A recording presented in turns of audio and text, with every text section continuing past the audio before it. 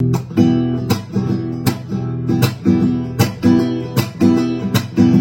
faut être content, tout le temps il faut être content. C'est important, Rabbi Nachman l'a dit. Tout le temps il faut être content, c'est important. Quand tu tombes, c'est sa volonté. Reste joyeux, Dieu est comblé. Dans chaque instant, sois content. Il faut être content, c'est important. Il faut être content, tout le temps il faut être content. C'est important, Rabbi Nachman l'a dit. Tout le temps il faut être content, c'est important. Même quand c'est dur, sois content. Même quand ça brille, sois content. Dans chaque instant, sois content, c'est la clé. Sois content, il faut être content. Tout le temps, il faut être content. C'est important, Rabbi Nachman l'a dit. Tout le temps, il faut être content, c'est important. Avec un sourire ou avec un chant, chaque pas devient plus grand. Dans la joie, sois content, tout le temps, tout le temps, tout le temps. Il faut être content, tout le temps, il faut être content. C'est important, Rabbi Nachman l'a dit. Tout le temps, il faut être content, c'est important. Quand tu tombes, c'est sa volonté. Reste joyeux, Dieu est comblé. Dans chaque instant, sois content. Il faut être content, c'est important. Il faut être content, tout le temps, il faut être content. C'est important, Rabbi Nachman a dit. Tout le temps, il faut être content, c'est important. Même quand c'est dur, sois content. Même quand ça brille, sois content. Dans chaque instant, sois content, c'est la clé. Sois content, il faut être content. Tout le temps, il faut être content. C'est important, Rabbi Nachman l'a dit. Tout le temps, il faut être content, c'est important.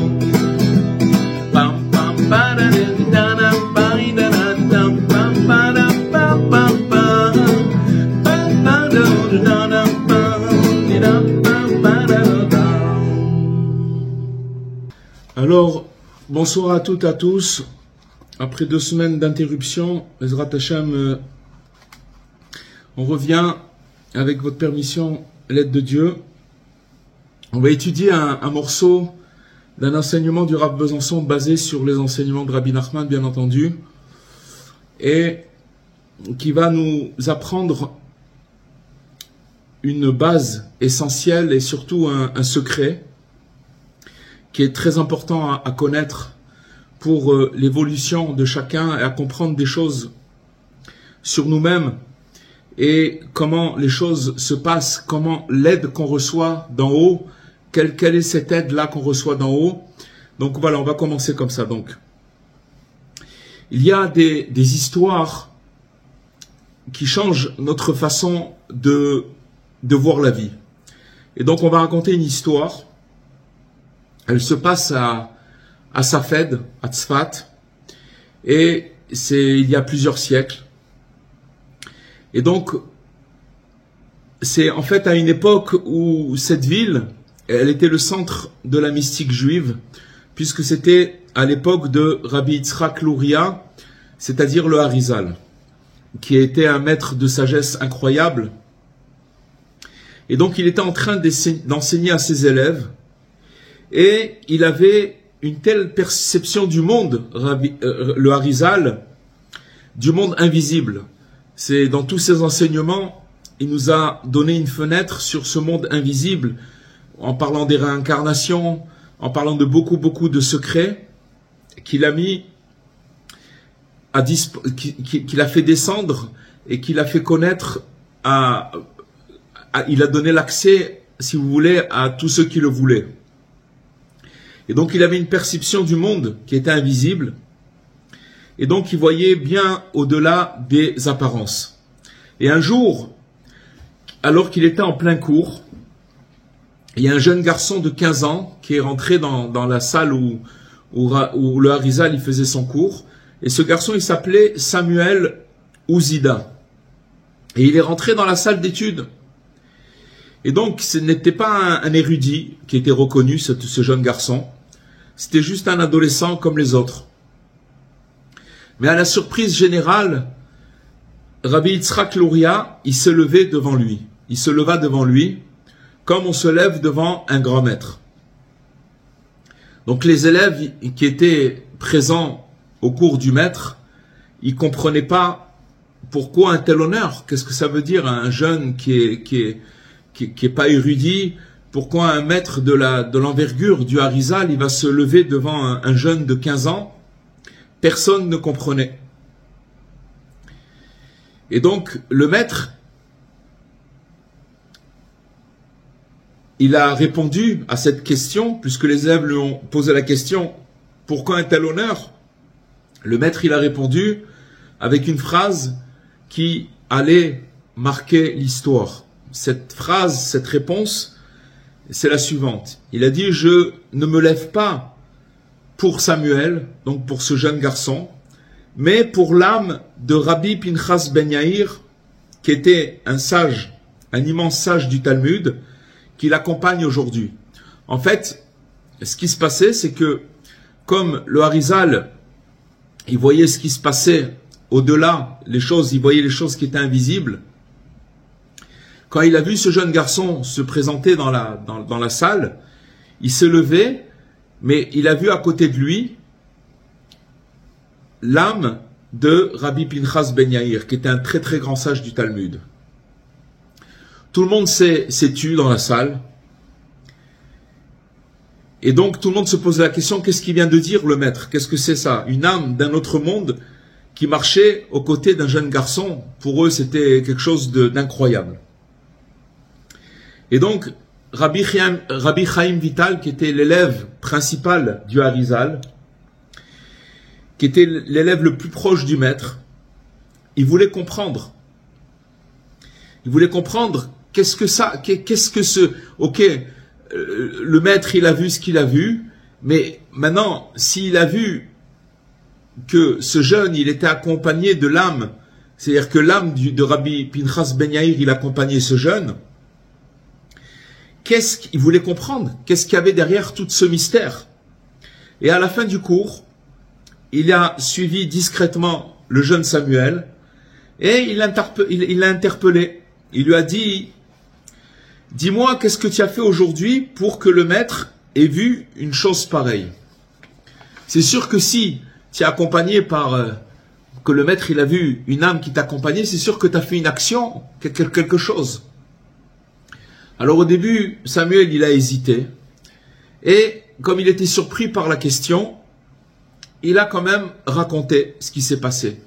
Il a dit, ce matin, à l'aube, je courais dans les ruelles pour aller à la prière le matin et en passant devant une cour, j'ai entendu des cris. Et donc je suis entré et j'ai trouvé une famille en état de choc. Il y a des brigands qui sont venus et qui avaient attaqué cette famille pendant la nuit. Leur volant tout, ils ont tout volé et même leurs vêtements. Donc ça veut dire que c'était une famille qui était restée sans rien. Même les vêtements, ils n'en avaient plus. Qu'est-ce qu'il a fait ce jeune Samuel? Il a dit, j'ai couru chez moi, j'ai pris mes habits de Shabbat, les plus beaux que j'avais, et je suis retourné les leur donner. Ça veut dire que je suis parti donner mes beaux habits de Shabbat à cette famille. Grâce à cela, le père, il a pu s'habiller et retrouver un peu de dignité. Donc voilà l'histoire. Le même jour où il s'est présenté devant le Harizal, le matin même, il avait eu cette histoire qui s'était passée. Et donc, Rabbi Chaim Vital, l'élève du Harizal, il est resté complètement figé. Il a compris immédiatement que cet acte n'était pas anodin, qu'à la suite de cet acte, il s'était passé quelque chose. Et donc Samuel, sans le savoir, il avait attiré l'âme d'un juste. Il faut savoir que Rabbi Pinchas Ben Yair, qui était un sage connu, il était connu pour sa charité et son immense bienveillance. Il était très pointilleux sur les mitzvot, et surtout, si vous voulez, la charité, le fait de faire du bien autour de soi. Il était connu pour ça. Et donc maintenant, il faut comprendre qu'est-ce qui s'est passé. En fait, un tel phénomène, il porte un nom. C'est-à-dire que ça s'appelle le hibour. Le hibour, ça veut dire c'est comme une espèce de fécondation qui vient s'ajouter à l'âme de la personne. Et donc ça veut dire que maintenant cette âme de la personne, elle va être cette âme sainte, elle accompagne temporairement une personne pour l'élever et la renforcer. Donc ça veut dire que maintenant, ça c'est une histoire qui s'est passée, le Harizal c'est il y a à peu près un peu plus que 500 ans. Et donc, de cette histoire, on apprend, il nous dévoile, c'est une histoire qui s'est passée, comme on dit, en live, mais ils ont compris, les élèves et tous ceux qui étaient là-bas, qu'on peut faire une action, et que cette action-là, elle déclenche le fait d'être accompagné par une âme qui vient nous accompagner. Donc, plus tard, les sages, ils ont étudié ce phénomène et ils en ont tiré une leçon essentielle. Comme il y a aussi des cas de ce qu'on appelle dibouk. Dibouk, c'est-à-dire, c'est une âme qui erre, qui n'a pas de paix, et elle peut s'attacher à une personne d'une manière négative. C'est-à-dire que comme elle n'a pas d'endroit où se poser, comme elle n'a pas d'endroit pour se reposer, elle erre, et c'est une grande souffrance. Donc qu'est-ce qu'elle fait? Elle peut rentrer chez une autre personne pour trouver refuge dans son corps. C'est des choses, c'est des phénomènes, des histoires qu'on a déjà entendues. Et dans ce cas-là, il faut la faire sortir, cette âme, etc. Mais ça, si vous voulez, c'est le contraire de ce qu'on est en train de parler maintenant, puisque c'est d'une manière négative.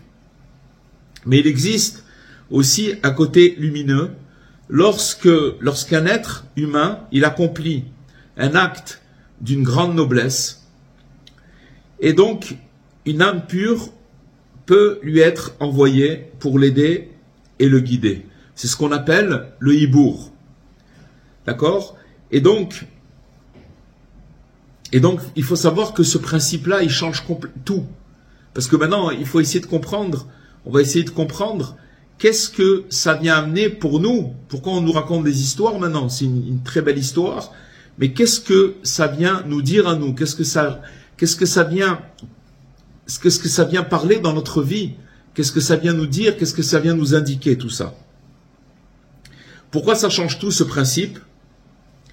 Parce que ça veut dire qu'il n'y a aucun combat qui n'est perdu d'avance. Et surtout de savoir qu'on n'est absolument jamais seul. On n'est jamais seul quand on cherche sincèrement à avancer. Quand on cherche une issue, quand on cherche le bien, alors il faut savoir qu'on n'est pas seul. Et donc, à ce moment-là, on peut recevoir un soutien qui est invisible pour ceux qui veulent avancer. Je veux faire ici une parenthèse pour dire qu'en fait, chacun de nous, dans la mesure où des fois on a reçu une lumière, où on a ressenti une élévation, où on a ressenti qu'on voulait avancer et qu'on voulait progresser, il faut savoir que c'est exactement ça, c'est-à-dire qu'on ne peut pas de nous-mêmes avancer, progresser, parce que pour qu'une personne, elle puisse sortir de l'état dans lequel elle est et passer à un état d'élévation, elle est obligée de recevoir de l'aide. Parce que il faut savoir que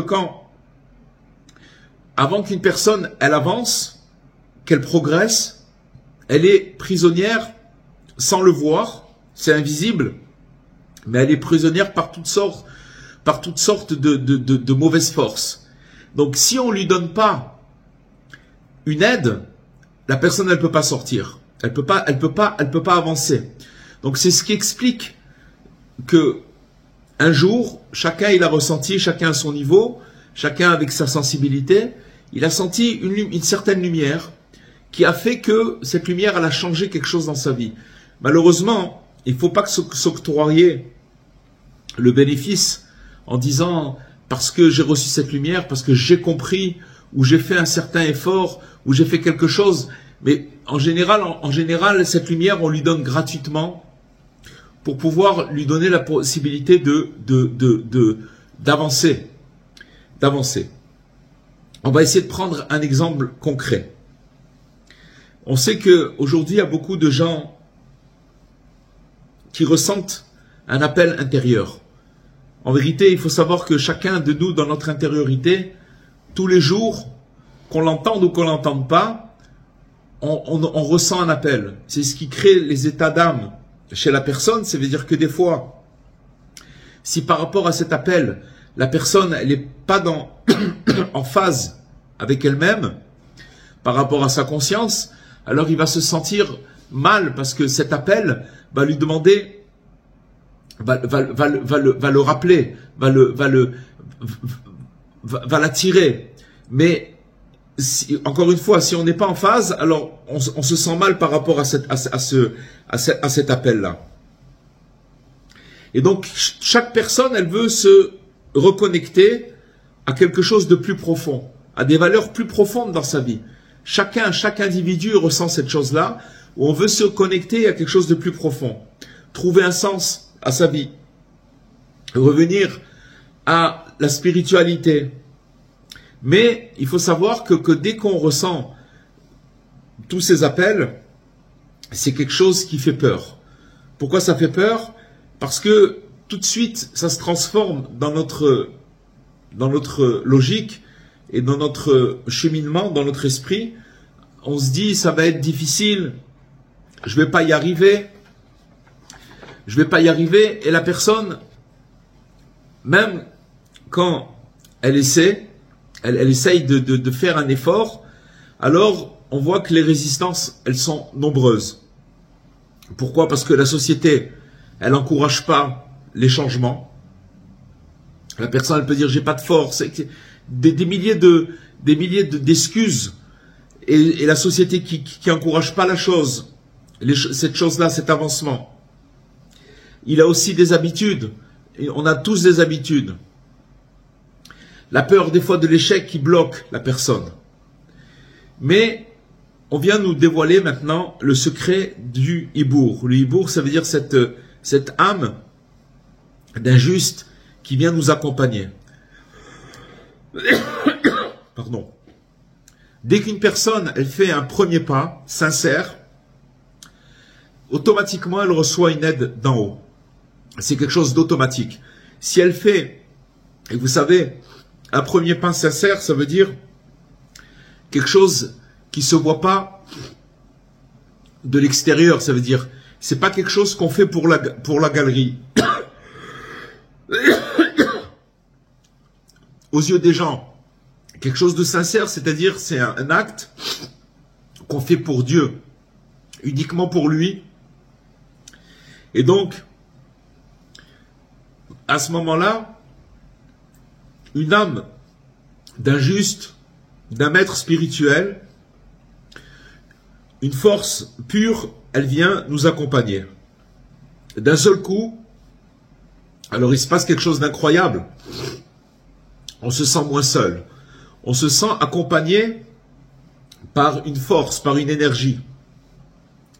Et ce qui se passe aussi, c'est qu'on trouve en soi une énergie qu'on ne soupçonnait pas avant. Et ça, c'est quelque chose que tout le monde il peut accéder à cette chose-là. C'est ça le grand secret. Parce que, si vous voulez, le mauvais penchant, il nous fait croire ou qu'on est seul, ou qu'on n'y arrivera pas. Tout ça, c'est des histoires. C'est des balivernes. Parce que c'est pas vrai, parce que Dieu, il s'inquiète de nous à chaque fois. Mais le secret qui est dévoilé ce soir, en fait, c'est le premier pas. Et quand on est accompagné par cette énergie, alors on avance avec une force nouvelle qui est presque surnaturelle. Elle est surnaturelle parce que si vous voulez, ce qu'on ne se rend pas compte, c'est que quand on reçoit cette lumière, alors on arrive à faire des choses qu'on n'arrivait pas à faire avant.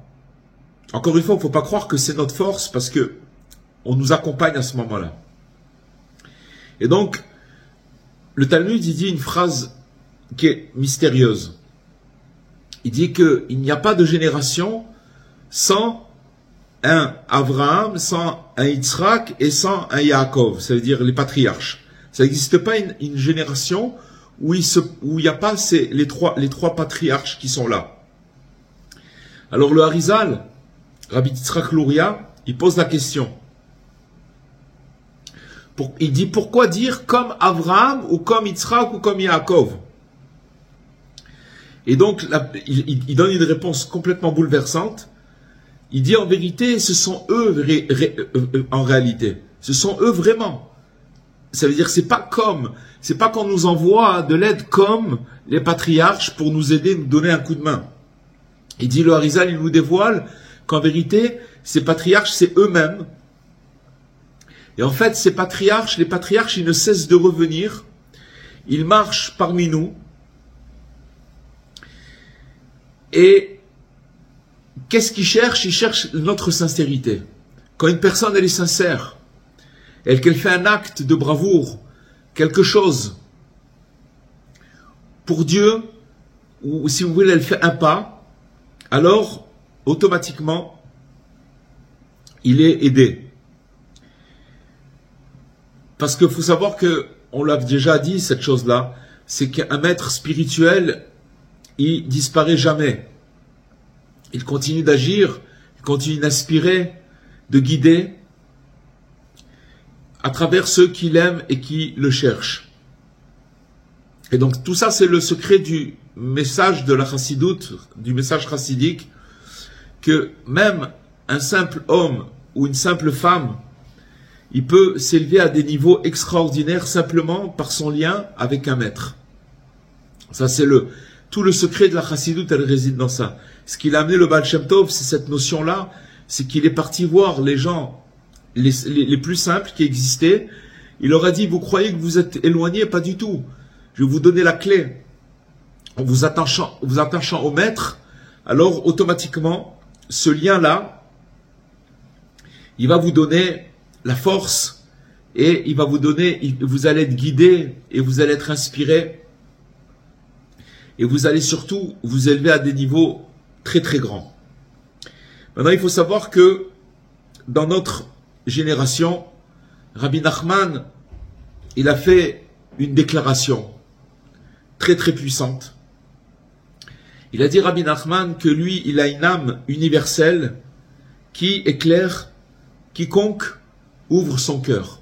Peu importe notre condition, peu importe notre niveau, peu importe tout ça, c'est plus que l'âme du tzaddik, l'âme de Rabbi Nachman, elle est universelle. Ça veut dire que elle arrive dans toutes les zones. Et je peux vous dire une chose.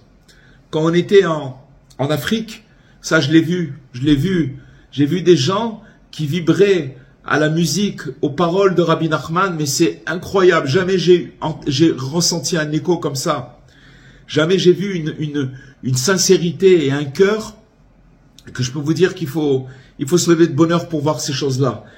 Alors, et vous sentez que tous les gens qui sont là-bas, ils vibrent à l'unisson pour les paroles de Rabbi Nachman et pour les paroles d'encouragement, ils le vivent. Mais comment ils le vivent? Tout simplement parce qu'ils sont tellement sincères qu'ils se connectent à cette âme qui est universelle, qui est l'âme de Rabbi Nachman.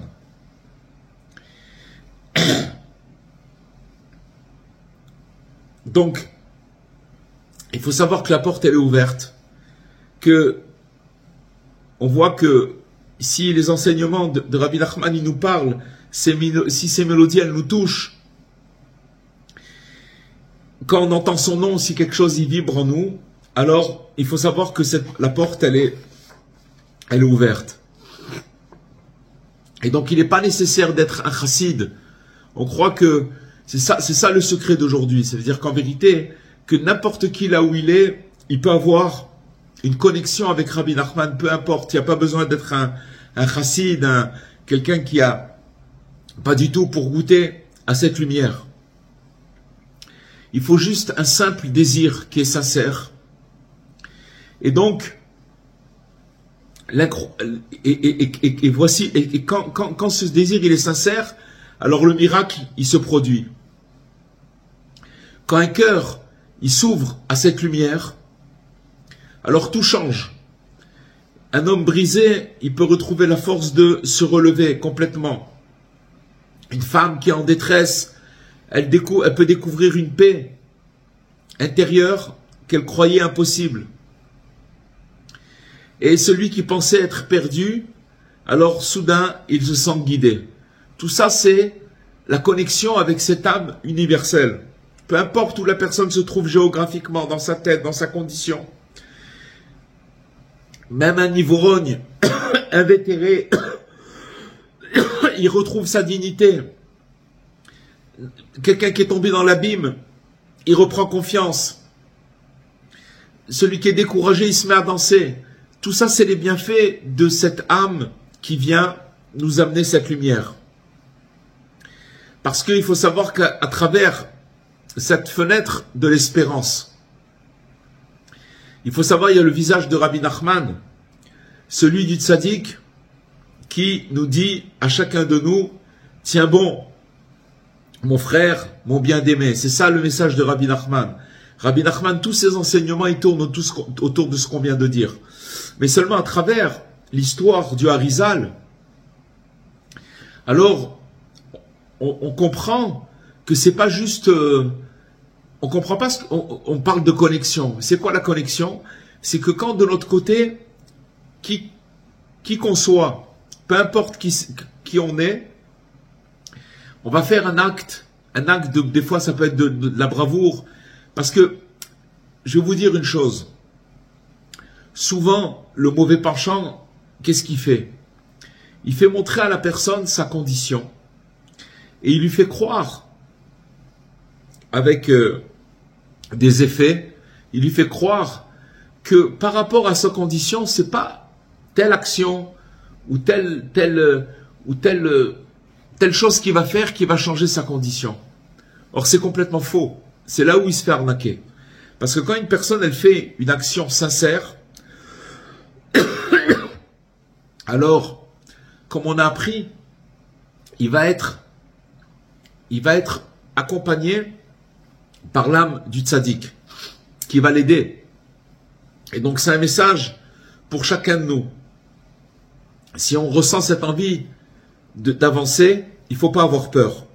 Il faut juste faire le premier pas. Il ne faut pas penser du tout au lendemain. Il ne faut pas penser si on va y arriver.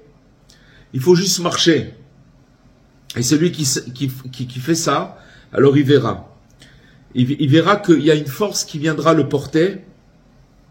Et il y a une lumière qui va s'allumer en lui. Et cette lumière-là, elle ne s'éteindra jamais. Alors maintenant, dès qu'un homme, il fait un pas sincère vers la lumière, alors il faut savoir que cette lumière-là, elle vient à sa rencontre. Dès qu'un homme ou une femme, elle ouvre son cœur, alors une force la prend par la main et l'accompagne. On peut prier, vous savez, la prière, toutes les choses. En vérité, ce qui nous manque, c'est ce qui déclenche tout, c'est la sincérité. Quand une personne, elle est sincère, même si elle est dans l'enfer, Dieu, il vient la chercher, tout de suite. Dieu, il est clair, même dans les situations de détresse les plus grandes. Le truc, c'est que le problème, si on peut dire, on peut parler de problème, c'est que tant qu'on n'a pas touché ce point de sincérité, alors il peut pas avoir ce déclenchement-là.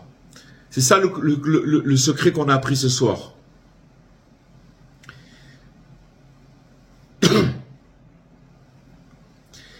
Et donc cette lumière, elle nous pousse doucement et elle nous élève sans que nous en rendions compte. C'est ça la subtilité, c'est quelque chose d'invisible. Mais à la lumière de ce qu'on vient d'étudier ce soir, on peut comprendre des choses peut-être qu'on a déjà vécues et surtout,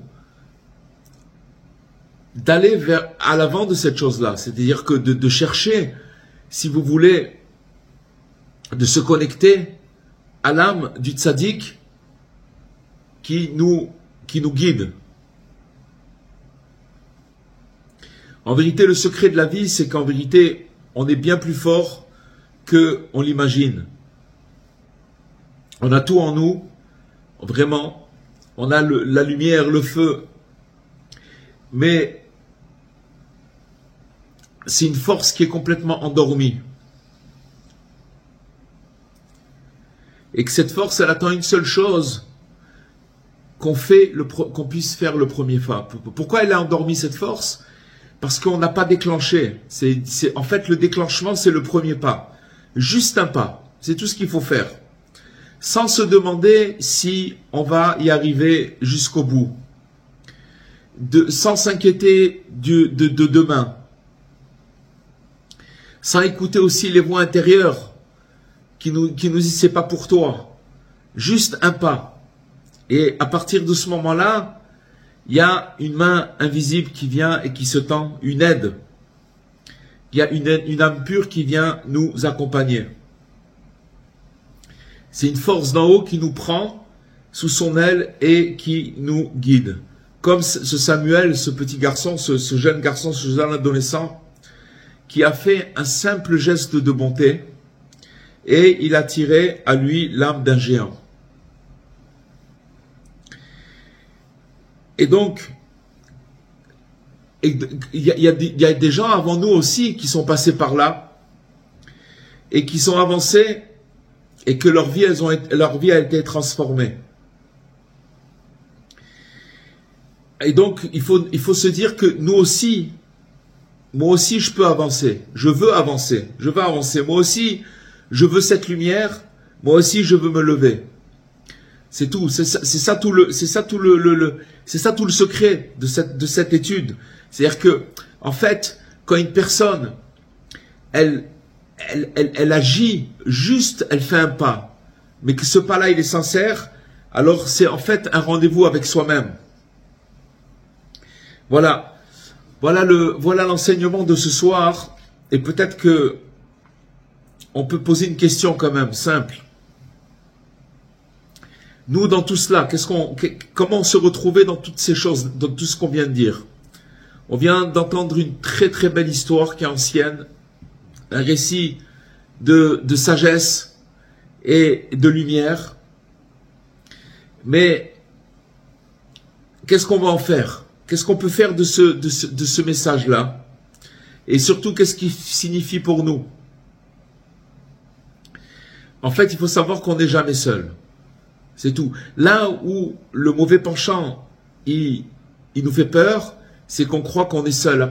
Quand une personne, elle est en détresse, c'est quoi une personne en détresse? C'est qu'elle a l'impression qu'elle a été abandonnée, qu'il n'y a personne avec elle.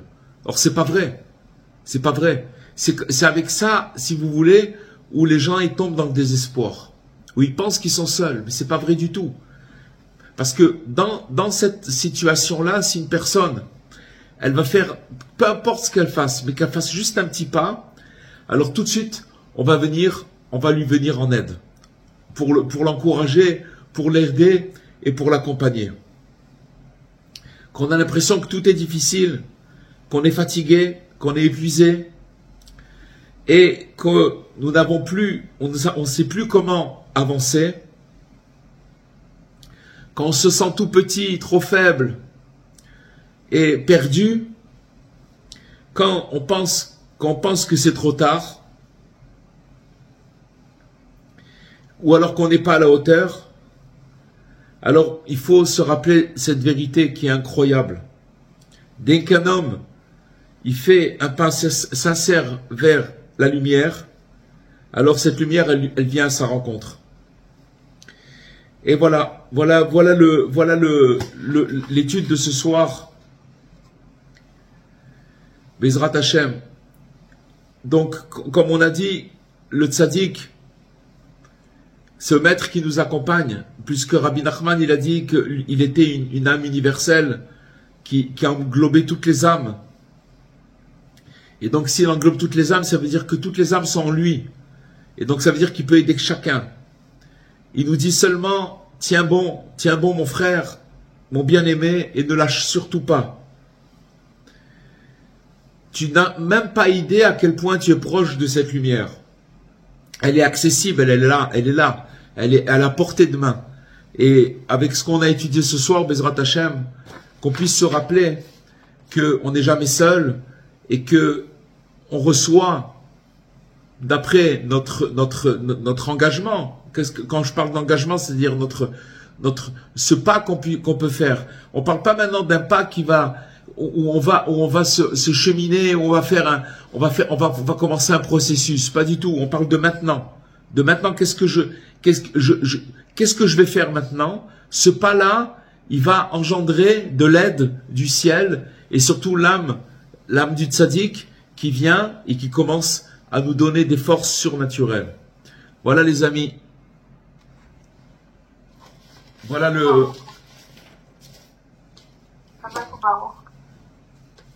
C'est un processus je pense qu'on a tous vécu, puisqu'à un moment donné, on s'est connecté à la Chassidut Breslev grâce à Rabbi Nathan et Rabbi Nachman. Ouais. Et savoir que c'est quelque chose on pense que c'est quelque chose d'intime et personnel, mais apparemment c'est un grand bouleversement universel.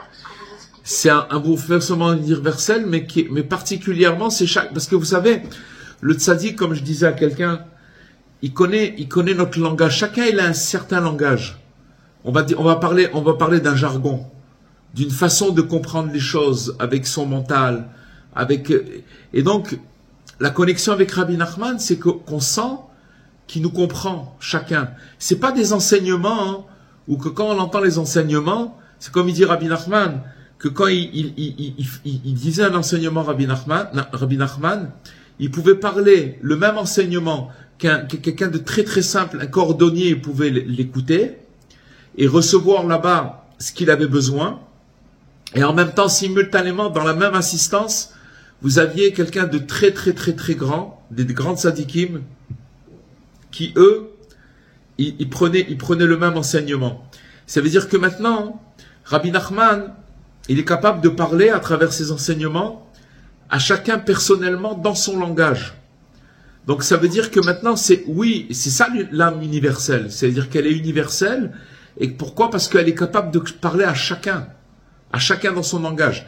Il y a par exemple des grands justes qui ont dit, si vous avez fait tel et tel péché, ne venez pas sur mon tombeau, parce que je peux rien faire pour vous.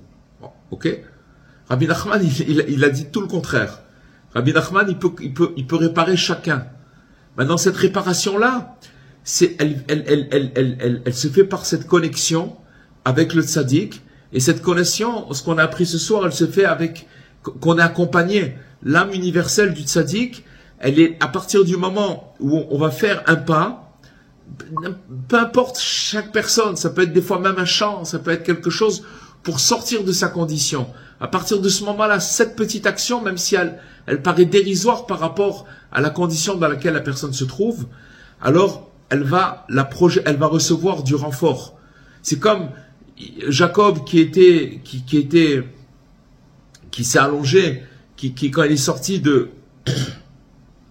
il est parti vers Haran, quand il s'est sauvé de Esav, son frère, et à un moment où il s'est arrêté, il a passé l'endroit en fait du mont du temple, c'était le mont du temple bien avant, et il est revenu sur ses pas.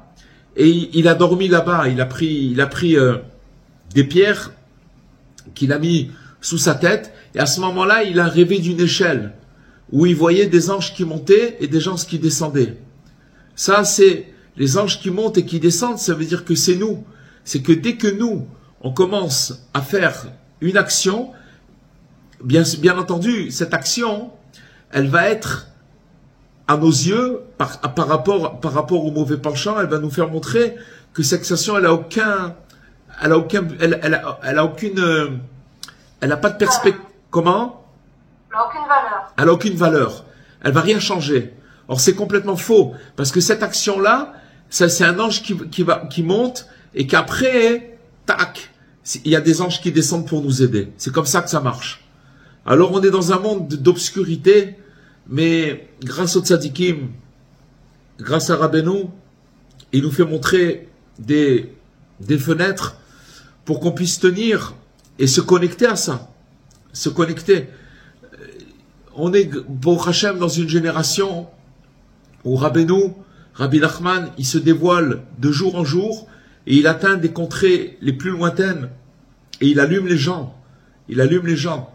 Vous voyez, en Côte d'Ivoire, on a rencontré des gens tellement extraordinaires que vous voyez qui vibrent quand ils entendent les paroles de Rabbi Nachman. Ils dansent, c'est incroyable, incroyable. D'où ça vient? C'est-à-dire que moi j'ai vu en live, je l'ai vu avec mes yeux. C'est pas parce que on a dit des paroles, c'est pas les paroles qu'on a dit, c'est que c'est les paroles du tzaddik qui sont rentrées dans leur cœur et qui touchent des gens qui apparemment c'est des contrées lointaines, mais ça arrive et ça va continuer et c'est en train de grandir et de grandir et de grandir jusqu'à que Rabbi Nachman, Rabbeinu, il va réparer complètement le monde de la détresse, du désespoir. Il va réparer, il est en train de réparer le monde, mais on le voit tous les jours de nouveau. Voilà les amis. Merci. Et c'est pour ça qu'il a dit le monde deviendra Breslev, alors c'est pour ça. Oui, parce que exactement. Ça veut dire quoi le monde il va devenir Breslev? Ça veut dire que les gens, Rabbi Nachman, c'est pas il donne les outils pour pouvoir s'en sortir. Il veut de chacun de nous, c'est ça la force de Rabbeinu, c'est que chacun de nous, il nous donne une flamme, que là où on est, allez, on croit qu'on va y arriver, c'est possible. Il nous donne cette force-là. C'est pas qu'il vient et il nous donne un coup de baguette magique, c'est pas comme ça. Il nous amène là où il nous amène, et là-bas, dans l'obscurité, il nous dit comment trouver la lumière. Alors après, quand on se retrouve dans des zones de turbulence, alors on a les tzot, on a les conseils, vous comprenez, on a des conseils pour pouvoir pas se faire avoir. Faut pas se faire avoir. Faut pas être des malchanceux, comme il dit Rabbeinu. Faut pas être des malchanceux. Mais comment on peut expliquer que une personne qui ne connaissait pas Rabbi Nachman, la Chassidut Breslev, d'un seul coup, par un Nisayon, d'un seul coup se trouve enflammé par... c'est ce qu'on a dit. Il vient la chercher. Je vais vous dire une chose. Rabbi Nachman, il scrute les gens sincères. On sait pas, on connaît pas le cœur. On connaît pas. Moi, encore une fois, je répète, quand je suis parti en Afrique, en Côte d'Ivoire, à Abidjan, j'ai vu des gens d'une sincérité, j'ai rarement vu cette chose-là. Rabbi Nachman, il arrive, là où il y a c'est ce qu'on a appris ce soir. Cette sincérité qui amène aux gens qui veulent sincèrement, Rabbi Nachman, il va chez eux. Il rentre. Donc ça veut dire qu'en vérité, c'est vrai qu'on a été choisi. Mais Rabbi Nachman, il choisit, il rentre, il peut rentrer que s'il trouve de la sincérité. Vous voyez, je vais vous dire une chose. Pourquoi c'est important de parler de Rabbi Nachman et de diffuser ses enseignements et de parler tout le temps? Je vais vous dire pourquoi. Rabbi Israël, le Baal HaPetek, celui qui a reçu la lettre de Rabbi Nachman, il a dit comme ça. Il a dit, je suis prêt à donner toute ma vie, tout mon argent, tout ce que j'ai, mes enfants, tout ce que j'ai, pour seulement rien que faire rentrer un sentiment de teshuva, un sentiment qu'une personne qui va ressentir quelque chose, un attrait, un sentiment de teshuva, même si ce sentiment-là, il est rentré pour une seconde et qu'il est ressorti de la personne. Vous vous rendez compte? C'est-à-dire qu'il est capable de donner toute sa vie pour ça. Alors il y a une question qui se pose. Comment on peut donner, ok, tu es prêt à donner ta vie pour quelqu'un, mais que la personne au moins, alors tu la vois qu'elle est sortie d'affaires, qu'elle est... Pas du tout. Parce que à partir du moment où une personne, elle a eu ce sentiment, même s'il a duré une seconde, à partir de ce moment-là, le tzaddik, il peut la réparer. Il peut la réparer. Le tzaddik, le tzaddik, il a le pouvoir de la réparer. Tant qu'il n'y a pas eu ça, c'est cette sincérité dont on parle ce soir. C'est-à-dire que ce pas, fais un pas sincère, et le tzaddik il va venir, il va t'aider. T'inquiète pas, tu vas recevoir les forces pour t'en sortir. T'inquiète pas. On se pose des questions, comment je vais faire ci, comment je vais faire ça, comment je vais sortir de ci, comment je vais sortir. T'as pas à te poser cette question. Fais un pas sincère, et tu vas voir que le tzaddik il va te donner les forces de jeter certaines habitudes, certains trucs, et c'est surnaturel. On peut donner un synonyme de cette sincérité en disant quelqu'un qui est à la recherche d'une aide, à la recherche d'une vérité, à la recherche d'un soutien, qui a accueilli pour recevoir. Le Rav Besançon, il parle de l'ivrogne invétéré, des gens qui d'accord? Ces gens-là, pourquoi on parle de l'extrême, d'accord? C'est quel extrême? C'est que si une personne est dans cette situation-là, mais qu'au fond d'elle, elle aimerait tellement s'en sortir. C'est ça la sincérité. Alors s'il continue à vouloir s'en sortir et qu'il fait ce qu'il peut, un jour le tzaddik il va arriver, il va lui donner les forces nécessaires. Et de lui-même, avec la force du tzaddik, il va commencer à s'en sortir et sortir de ses états. Rabbeinu, il change le monde. Il va réparer le monde. En fait, il répare le monde, complètement. C'est ça, réparer le monde. Mais réparer le monde, encore une fois, c'est pas de commencer à dire, à parler et à raconter. Et c'est de rentrer et de faire rentrer un sentiment chez la personne que oui, elle sent l'appel, elle sent que c'est possible. Mais seulement, il faut croire à la force du tzaddik. Rabbi Nachman, il a dit, appuyez-vous sur moi. J'ai des très très grandes épaules. Appuyez-vous sur moi. C'est dans la mesure où on donne la force au tzaddik, c'est-à-dire de savoir qu'il peut tout, dans cette mesure-là, on n'a pas à s'inquiéter. On n'a pas à s'inquiéter. C'est juste un peu de sincérité, c'est tout. Il faut le vouloir, voilà. Bezrat Hashem. Et si on le veut pas, c'est pas grave. Il faut demander le vouloir. Pas grave. Il faut demander. Comment? Il faut avoir la volonté d'avancer. Il faut demander, même si on n'a pas la volonté, il faut demander la volonté à Dieu. J'aimerais vouloir. Je veux pas, mais j'aimerais vouloir. Ça on peut. Une fois Rabbi Nathan, il a dit, tu veux pas? Est-ce que tu aimerais vouloir? Vous comprenez? J'arrive pas, j'ai pas envie de faire. Mais j'aimerais bien vouloir. Alors on peut demander ça. Bien sûr. Bezrat Hashem, les amis. Voilà. Merci beaucoup. Magnifique. Bezrat Hashem, que Dieu vous C'est quoi le bénisse. refrain de votre chanson? Comment? Partez avec le refrain de la chanson. Comment partez? J'ai pas compris. Avec la chanson.